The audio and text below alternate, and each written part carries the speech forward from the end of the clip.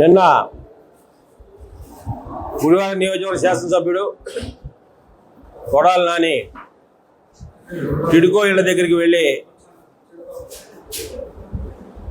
మహిళా మార్ట్ను శంకుస్థాపన చేయడానికి వెళ్ళి గుడివాడ తెలుగుదేశం పార్టీ నాయకులు అడ్డం పడటం వల్ల టిడ్కో ఇళ్ళన్నింటినీ కూడా మున్సిపాలిటీలో కలుపుదాం అనుకుంటే వీలు పడలేదు. దీనికి పూర్తిగా వాళ్ళదే బాధ్యత అని చెప్పి మాట్లాడటం జరిగింది. దాని గురించి వివరంగా తెలియజేయడం కోసం ఈ రోజున పత్రికా సమావేశాన్ని ఏర్పాటు చేయడం జరుగుతూ ఉంది. ప్రజలారా, ముఖ్యంగా గుడివాడ మున్సిపాలిటీలో 6 పంచాయతీలను విలీనం చేయడానికి కౌన్సిల్లో పాస్ అయిన తరువాత మున్సిపాలిటీ రద్దు అవడం, మున్సిపాలిటీ సమయం పూర్తి అవడంతో కార్యవర్గం అంతా కూడా మెంబర్స్ అంతా కూడా తప్పుకోవడం జరిగింది. ఈ టైంలో ఎమ్మెల్యే ఉదాహరణ లింగవరం పంచాయతీ, బొమ్మలూరు పంచాయతీ, మల్లాయపాలెం పంచాయతీ, బిళ్ళపాడు పంచాయతీ, ఇటువంటి పంచాయతీలన్నింటినీ కూడా గుడివాడ మున్సిపాలిటీలో కలపడం కోసం చేసిన ప్రయత్నంలో భాగంగా ఆయన బాగా తెలివితేటలు ఉపయోగించి లింగవరంలో ఉన్నటువంటి ఓట్లు ఏవైతే ఉన్నాయో ఆయన పార్టీకి అనుకూలంగా ఉన్న ఓట్లను తీసుకొచ్చి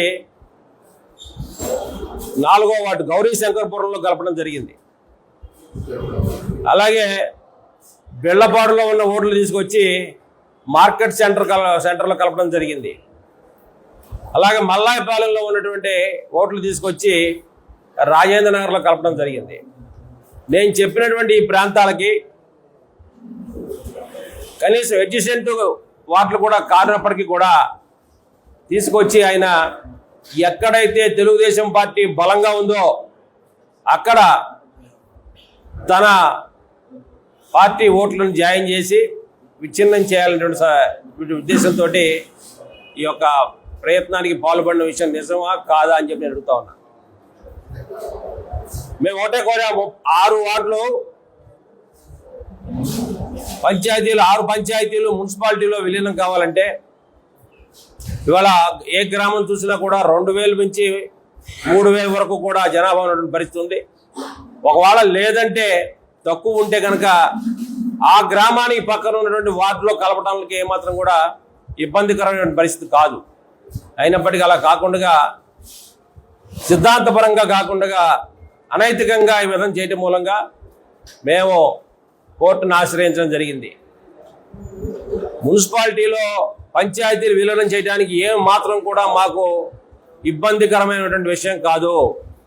మేము కూడా ఆహ్వానిస్తూ ఉన్నాం. కానీ చేసినటువంటి పద్ధతిలో చాలా మార్పులు తప్పులు ఉన్నాయి. దాని మీదటే మేము కోర్టుకు వెళ్ళి న్యాయాన్ని ఆశ్రయించాం తప్ప వేరే విధంగా కాదు. సరే, మేము కోర్టుకు వెళ్ళి దాని మీద స్టే తెచ్చాము. నేను ఒక సామాన్యమైనటువంటి వ్యక్తిని, నువ్వు అధికార పార్టీలో మంత్రిగా పనిచేసావు, నీకు బోలంత లీగల్ సెల్ ఉంటుంది, నీకు బోలంత ఆర్థికపరమైనటువంటి పరిపుష్టి ఉంటుంది, నువ్వు ఎందుకని స్టేని వెకేట్ చేయించలేకపోయావు అని చెప్పి నేను అడుగుతా ఉన్నా. స్టే వెకేట్ చేయించడం అనేది నీకు 2 నిమిషాల పని. ఎందుకు చేయించలేదు స్టే వెకేషను? అందులో నేను మొదట్లో భావించింది ఏంటంటే అందులో వాళ్ళకి న్యాయం దొరకదు కాబట్టి వెళ్ళలేదేమో అని భావించాను. కానీ దరిమిలా వచ్చినటువంటి పరిస్థితులు మీద ఆలోచన చేస్తే ఇవాళ గుడివాడ మున్సిపాలిటీలో ఎలక్షన్స్ ఏవైతే జరగకుండా ఉంటే ఆయనకు పూర్తిగా అనుకూలంగా ఉండేటువంటి పరిస్థితి ఏర్పడుతున్న ఉద్దేశంతో ఆయన చేసినటువంటి ప్రయత్నం ఇది. ఇవాళ గుడివాడలో మున్సిపాలిటీ ఎలక్షన్స్ జరిగితే దివంగత అడపా బాబ్జీని చైర్మన్ చేయాలనేటువంటి మాట పైకి మాట్లాడుతూ ఉన్నాడు తప్ప ఏమాత్రం కూడా హృదయంలోంచి వచ్చిన మాట కాదు అని చెప్పడంలో నేను ఏమాత్రం కూడా సందేహం వహించను. ఇదంతా డ్రామాలు. అతనికి సరైనటువంటి ఆర్థిక పరిపుష్టి లేదు. చైర్మన్ కావాలంటే సరిపడా ఆర్థిక పరిపుష్టి లేదు కాబట్టి ఇవ్వాలి కాబట్టి ఎలా చేయటం అనేటువంటి మీమాంసలో ఉన్నటువంటి వ్యక్తి కొడాలి నాని. అంతేకాదు ఆ పార్టీ పట్టణాధ్యక్షుడు గొర్ల శ్రీను గారు, ఆయన ఒకడు ఈ చైర్మన్ పదవి కోసం ప్రయత్నం చేసినటువంటి వ్యక్తి. ఆయనకి ఇవ్వాలంటే ఆయనకు కూడా సరైన ఆర్థిక పరిపుష్టత లేదు. అలాగే పాలేటి చంటి గారు, ఎరికపాటు పాలేటి చంటి గారు, ఆయన ముందుకు వచ్చినప్పటికీ కూడా ఇవ్వటానికి ఈయనకి ఇష్టం లేదు. ఈయన మనసులో ఉన్న వ్యక్తి వేరు. ఆ వ్యక్తి పంచాయతీలో ఉన్నప్పటికీ గుడివాడ తీసుకువచ్చి 24వ వార్డులో ఓటు జాయిన్ చేసి ఆ అమ్మాయిని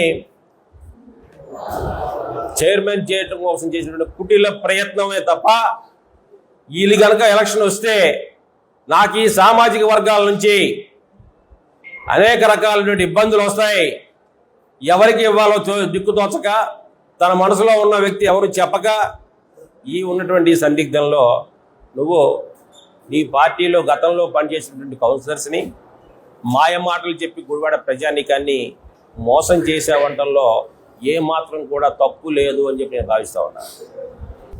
ఎంత కుట్ల ప్రయత్నాలు చేసి ఇవాళ దొంగ శంకుస్థాపనలు, ప్రజలకు దొంగ పట్టాలు, ఓడిపోతామన్న భయంతో ఇచ్చినటువంటి పరిస్థితి చూస్తూ ఉంటే నీ నైజమే అది తప్ప, తెలుగుదేశం పార్టీ వాళ్ళు కోర్టుకు వెళ్ళటం మూలంగా ఇది ఆగిన విషయం కాదు. నువ్వు అసలు దానికి ఆన్సరే పడేయలేదు, దానికి ఆన్సరే పడేలా. నేను వేసిన స్టేకి నువ్వు ఆన్సర్ కూడా పడలేని పరిస్థితి. ఏ వ్యక్తి అయినా కనీసం ఆన్సర్ అయినా పడేస్తాడు. కావాలని చెప్పి వీళ్ళందరినీ మభ్యపెట్టి రేపు అయిపోతుంది, ఈ వార్డు నీకు అప్పచెప్పేసా, నువ్వు చూసుకోమని చెప్పి కౌన్సిలర్స్ అందరినీ కూడా చాలా ఇబ్బంది పెట్టి వాళ్ళని మోసం చేసిన వ్యక్తి ఈ కొడాల నాని అని చెప్పడంలో ఏమాత్రం కూడా వెనుకాడను అని కూడా తెలియజేస్తూ ఉన్నా. ఇటువంటి కుట్ల రాజకీయాలు చాలా చూసాం, నాకు అన్నీ తెలుసు. నేను కూడా నీ స్కూల్లో కొన్నాళ్ళు చదువుకున్నాను. బయటకు వచ్చిన తర్వాత నీ విషయం తెలుసుకుని బయటికి నేను రావడం కాదు, నువ్వు వెళ్ళిపోయావు మా దగ్గర నుంచి. వెళ్ళిపోయిన తర్వాత అసలు విషయాలు ఏంటనే విషయం, నీ అంతర్గత ఏంటనే విషయం నువ్వు ప్రజలకు చెప్పే సరైనటువంటి విధానం కాదని చెప్పి నేను ఇవాళ కాదు రేపు ఇక మనం రణరంగంలో దిగబోతా ఉన్నాం. 2024 సార్వత్రిక ఎన్నికల్లో పోటీ చేయబోతా ఉన్నాం. ప్రతి వార్డులో కూడా ఇదే విధంగా నేను తెలియచేసి ప్రజల్లో అవేర్నెస్ తీసుకొచ్చి నువ్వు చేసినటువంటి పనులన్నింటి కూడా చీకొట్టించబోతే నేను మాత్రం ఊరినే పరిస్థితి లేదని చెప్పి తెలియజేసుకుంటూ, ఇంకొకసారి తెలుగుదేశం పార్టీ వాళ్ళు అడ్డం పడ్డారు కాబట్టి మున్సిపాలిటీలో కలపలేకపోయానన్న మాట వస్తే మాత్రం పూర్తిగా సెంటర్లో, నెహ్రూ చౌక్ సెంటర్లో బహిరంగ సభ పెట్టి ఈ విషయాలన్నీ కూడా వెల్లడించడంలో ఏమాత్రం కూడా ఆలోచన చేయను అని చెప్పి నేను తెలియజేసుకుంటూ సెలవు తీసుకుంటా ఉన్నా. నమస్కారం.